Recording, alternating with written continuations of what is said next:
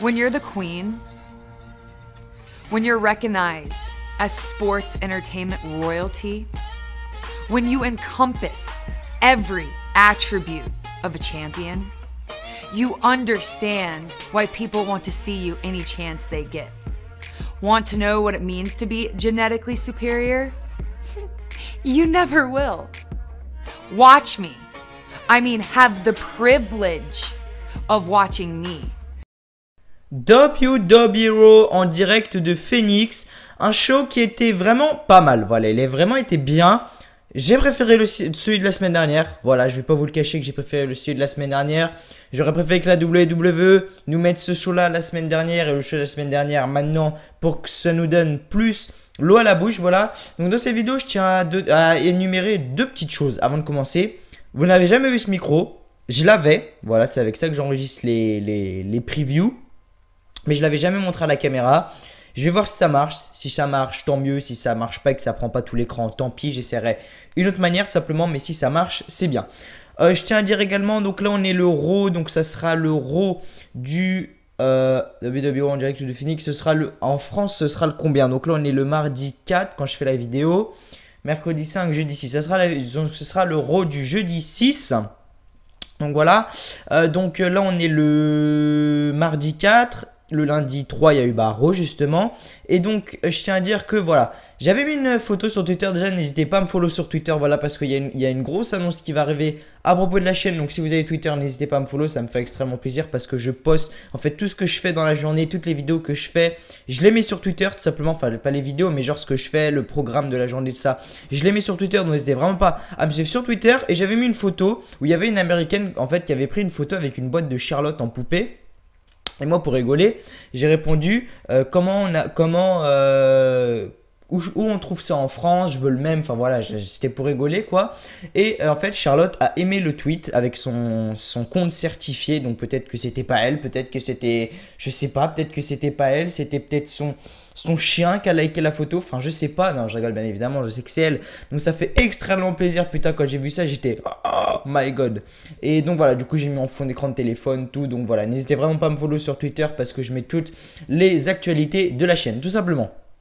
On va commencer tout de suite avec le WWE Raw du 6, ouais ce sera le 6 en France, oui ça ce sera le 6 en France, en direct de Phoenix, vraiment une ville de paysans, clairement l'ambiance était nulle à chier. T'entendais les mouches voler dans la salle, je te jure, t'entendais les mouches voler. Il y avait une ambiance de merde, mais un truc de ouf, bref. Je vais pas parler de ça. Donc, premier point marquant de la soirée. Donc, il y a eu 10 faits marquants de la soirée. Premier point, donc on commence avec Enzo Amore qui arrive et qui fait une promo, qui parle de ce qui s'est passé la semaine dernière. Donc, quand il a été attaqué par Big Cass, etc. Qu'il n'a pas apprécié. Enfin, voilà, normal. De toute façon, c'était sûr qu'il allait faire ça, bien évidemment. Donc, il dit qu'il n'a pas apprécié, que son match avec Red Balls of Fire, il va l'avoir, tout simplement, qu'il veut l'avoir. Et donc il l'aura tout simplement. Et voilà, après j'ai pas très bien compris tout ce qu'il a dit parce qu'il faut savoir que l'anglais je le comprends mais à moitié, je comprends pas tout. Du coup voilà, c'est chiant. Du coup je comprends pas tout, je comprends un petit peu. Donc tout ce que j'ai compris je vous l'ai dit là. Mais sinon j'ai pas compris le reste, je suis désolé. Ensuite du coup Enzo se barre tout simplement. Deuxième fait marquant de la soirée, interview de Big Cass juste après tout simplement avec Charlie Caruso qui dit tout simplement à Big Cass votre match avec Red Balls of Fire, comment ça va se passer. Il dit mais de toute façon je vais gagner. Je suis l'argent, oui c'est ça, je suis l'argent, je suis le futur de la WWE, je gagnerai de toute façon. Et ensuite on voit tout simplement un truc qui débarque comme ça, qui débarque sur lui et c'est Enzo Amore tout simplement. Et il attaque dans les vestiaires Big Cass, du coup la sécurité arrive tout simplement. Et il les sépare, jusque là tout va bien. Ensuite, troisième fait marquant de la soirée, premier match de la soirée. C'est vrai qu'il y a eu beaucoup de promos dans ce show. Il y a eu 1, 2, 3, 4, 5, il y a eu 5 matchs dans ce show. Donc en gros 5 promos, 5 matchs, donc en gros ça fait du 50-50 au niveau du show. Un troisième match de la soirée, Bayley et Sasha Banks contre Nia Jax et Alexa Bliss. L'entrée de Sasha Banks et Bayley l'ont fait ensemble. Je ne sais pas si vous avez trouvé ça ridicule ou si vous avez bien aimé. Moi j'ai pas d'opinion à donner là-dessus. Franchement je sais pas. C'était d'un moitié dans le ridicule, à moitié dans le marrant parce que vous savez, Bayley elle fait ça et Sasha Banks, elle l'a fait, ils ont fait tous les deux en même temps. Donc vous voyez Sasha Banks faire ça, c'est complètement absurde. Mais bon, c'est pas grave. Donc il commence, donc Bayley et Sasha Banks arrivent, voilà, après Nia Jax et Alexa Bliss également arrivent, hein, la logique. Donc ils arrivent tout simplement, Nia Jax arrive, Alexa Bliss bah c'est pareil hein, tout simplement. Et ils commencent le match, voilà c'est Nia Jax Bayley qui commence le match si je me trompe pas. Voilà si je me trompe pas c'est Nia Jax et Bayley qui commencent le match. Et à un moment Nia Jax envoie Bayley à l'extérieur, elle le conne contre la barrière d'insécurité, elle prend son élan, elle lui met un espèce de coup de fesse. Du coup Bayley bah elle est blessée, du coup l'arbitre lui demande et Bayley demande d'appeler la sécurité. Enfin, pas la sécurité, mais les arbitres pour la ramener au vestiaire. Voilà, enfin, Bayley, le booking qu'elle a à la WWE, c'est... Oh là, c'est moche. Franchement, c'est moche qu'ils lui font à la WWE. C'est un truc de ouf. Du coup, ce qu'il fait, c'est que bah, Bayley, elle rentre au vestiaire. Bah oui, dommage. Elle rentre au vestiaire. Du coup, bah, Sasha Banks, qu'est-ce qu'elle fait? Bah, Sasha Banks, elle reste tout seule. Putain, il fait hyper chaud, les gars. Je transpire là-dedans. Oh, bref. Donc bah, Sasha Banks reste tout seul contre Nia Jax et Alexa Bliss. Je sais pas ce qu'a fait Nia Jax à Vince McMahon pour avoir toutes ces victoires, mais elle les obtient. Parce que oui, Sasha Banks a gagné contre Alexa Bliss et Nia Jax. Alors que pendant tout le match, c'était du 2 contre 1. Where is the logic? Où est la logique, clairement? Je sais pas. Mais Sasha Banks a gagné. Alors qu'elle était toute seule. Elle s'est fait dominer tout le match par Nia Jax. Alexa Bliss, on l'a pas vu. C'est la championne. À Great Balls of Fire, ça va être quoi? Sasha Banks qui va dominer? Bliss qui va perdre? Moi, je vois ça comme ça. Moi, je vois ça comme ça. Après, à voir. Mais Great Balls of Fire, ça va être un PPV vraiment du 50-50. Ça va être des matchs excellents, des matchs pourris. Match excellent, match pourri. Match excellent, match pourri. Ça va être ça. Ça va être du 50-50 à Great Balls of Fire. Je suis persuadé à 100%. Ensuite, quatrième fait marquant de la soirée de Miz TV, tout simplement. Donc Miz TV, là il n'y a pas d'invité. Voilà, il n'y a pas d'invité. Il est avec Bo Dallas et Curtis Axel. Donc il promote simplement, voilà. Il parle de Great Balls of Fire, du titre intercontinental, de Dean Ambrose. Enfin voilà, la base quoi, tout simplement. Et Dean Ambrose arrive, voilà. Dean Ambrose il arrive, il est au micro, tout ça. Il arrive, il parle du titre intercontinental, il dit qu'il veut une revanche maintenant, ce soir. Et ensuite, on entend tout simplement la musique de Heath Slater et Rhino qui retentit. Heath Slater qui fait non, non, non, non, non, non, non, je veux un match, moi, ce soir, pour le titre intercontinental. Et c'est moi qui l'aura, tout simplement. Et ensuite, Miz dit non, non, non, vous n'aurez pas de match, tout ça. Moi, je ne défends pas mon titre intercontinental. Kurt Angle arrive, voilà. Enfin, Kurt Angle, il se bouge un peu le cul. Il arrive et il fait à The Miz, si, tu vas défendre ton titre intercontinental contre... je sais plus s'il l'a dit comme ça ou s'il a choisi contre Heath Slater. Voilà, contre Heath Slater. Du coup, Heath Slater a un match tout simplement contre The Miz. Bon, c'était prévu. Hein, moi, dès que le match a été annoncé, je savais que ça allait se terminer comme ça. Donc, comment le match est fini tout simplement comment le match est fini donc, comment il s'appelle Heath Slater, voilà, vraiment domine le Miz. Voilà, il domine le Miz. Du coup, ce qui se passe, c'est que à un moment, Bo Dallas essaye d'intervenir, sauf que Rhino, bah, tout simplement, Bo Dallas ou Curtis Axel, je sais plus si c'était Curtis Axel ou Bo Dallas.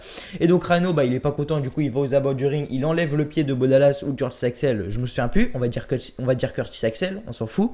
Et du coup, ce qui se passe, c'est qu'il enlève le pied. Du coup, bah, l'autre, hein, donc c'était Bo Dallas qui arrive tout simplement et qui frappe Rhino. Du coup, Heath Slater regarde, Miz prend par derrière, Skull Crushing Finale du Miz, 1, 2 et 3, la victoire tout simplement de The Miz contre Heath Slater. Du coup, The Miz conserve son titre et à Great Balls of Fire, ça sera The Miz Dean Ambrose, c'était prévu bien évidemment.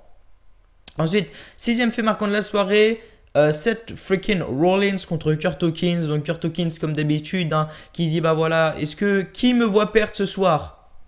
On entend une mouche voler parce qu'à Phoenix, je sais pas s'ils ont une langue. Je sais pas s'ils ont une langue à Phoenix. Clairement, je le dis. Je sais pas s'ils ont de langue. Ils sont muets, les mecs. Donc, voilà. Et est-ce que vous pensez que je vais perdre? Muet. Est-ce que vous pensez que je vais gagner?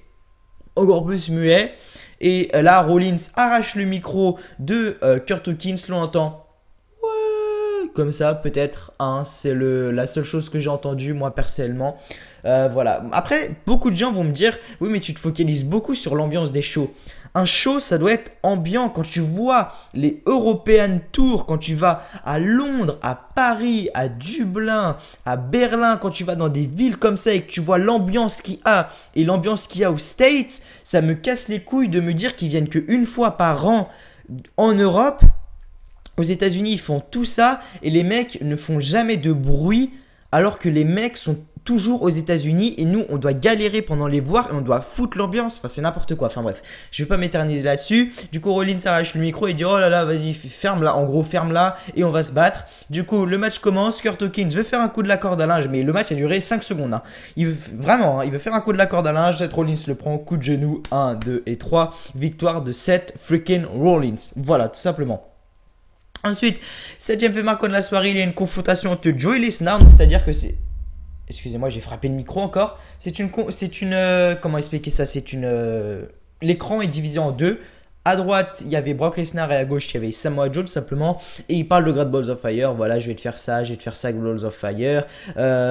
Brock Lesnar qui dit à Samoa Joe, mais pourquoi tu t'es attaqué à Paul Heyman en premier? Pourquoi tu t'es pas attaqué à moi en premier? Samoa Joe me dit, mais t'es jamais là. Et il a raison, hein, Samoa Joe, il a raison. Il dit, mais t'es jamais là. Du coup, j'ai dit à ton avocat ce que t'allais ressentir. Et Brock Lesnar lui dit, non, mais de toute façon, tu vas arriver à Suplex City, je sais pas quoi. Et là, Samoa Joe, il commence à s'énerver tout simplement. Il commence à enlever les oreillettes, les micros, il les arrache, il se barre, il part dans les backstage, il commence à crier t'es où, en gros en français, t'es où Brock, t'es où? Et là il commence à s'énerver, il dit t'es où Brock, t'es où, je veux te voir, vas-y, monte-toi maintenant, monte-toi.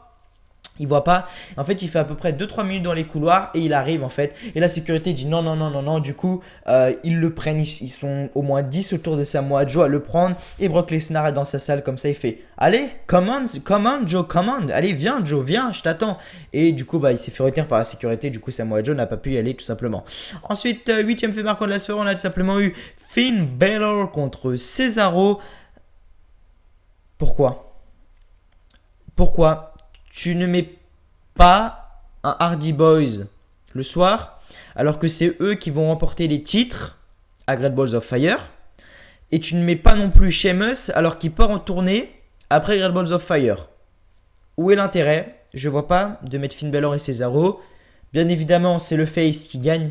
Hein, c'est Finn Balor, bien sûr. Voilà, je préfère pas parler de ce match. Vraiment, je préfère pas parler de ce match. 9ème fait marquant de la soirée, avant-dernier fait marquant de la soirée. Une ambulance arrive, donc... Je vais arrêter de faire le bruit de l'ambulance quand même. Donc une ambulance arrive tout simplement donc sur le côté, hein, comme d'habitude, comme on a eu ces 2 dernières semaines.